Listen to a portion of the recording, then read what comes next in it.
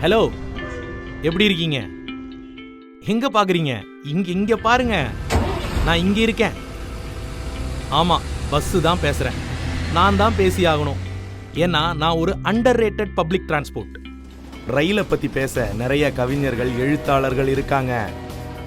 தமிழ்நாட்டோட ரத்த நாளம் மாதிரி இங்கேயும் அங்கேயும் ஓடிட்டு இருக்கிற என்ன பத்தி யாரு பேசுவா? நானே பேசுறேன். தினமும் விதவிதமான ஆட்கள் என் மேல பயணிக்கிறாங்க. நம்பி படியேறுவாங்க. சிலர் கிள்ளி பூ தொடுப்பாங்க, சிலர் கரம் சிரம் நீட்டி வம்பிழுப்பாங்க, சிலர் தானுண்டு தன் காதுண்டுன்னு இருப்பாங்க.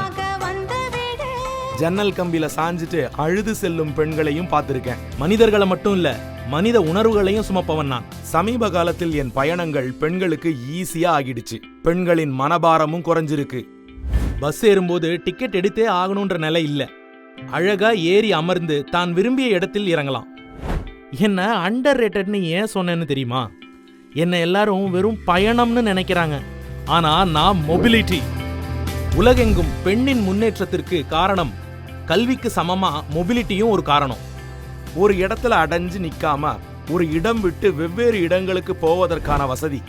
அந்த வசதி கொடுக்கப்பட்ட எல்லா சமூகமும் உலகில் வளர்ந்திருக்கு.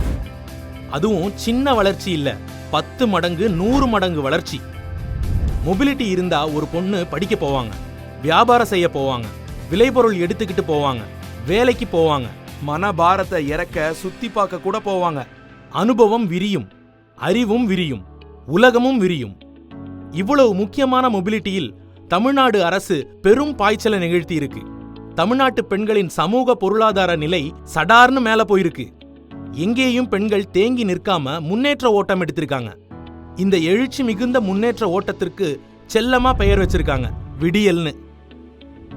பெண்களின் பயணத்தை விரிவாக்கி முன்னேற்ற பாதையில் வலியின்றி நடைபோட செய்த திட்டம்தான் மகளிர் விடியல் பயணம்.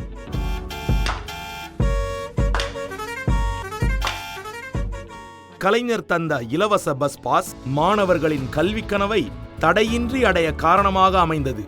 கலைஞர் தந்த இலவச சமையல் எரிவாயு அடுப்படியில் பெண்கள் அடைபடும் நேரத்தை குறைத்து வெளி உலகில் அடியெடுத்து வைக்க துணை நின்றது.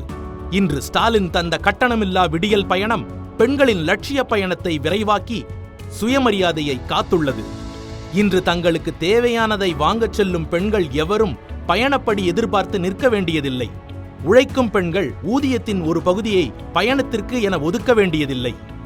தன் மகளை பார்க்கச் செல்லும் வயதான அம்மாக்களுக்கு கட்டணமில்லா ஸ்டாலின் பஸ் வழித்துணையாக வருகிறது. தமிழ்நாட்டில் பெண்கள் இதுவரை 835.15 கோடி விடியல் பயணங்கள் மேற்கொண்டுள்ளனர்.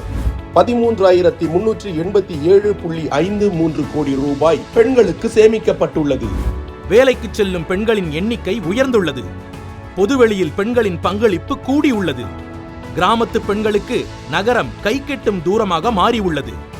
பெண்களின் சுயசார்பை உறுதி செய்து அவர்களின் முன்னேற்ற பயணத்தை விரைவாக்கி வருகிறது விடியல் பயணம்.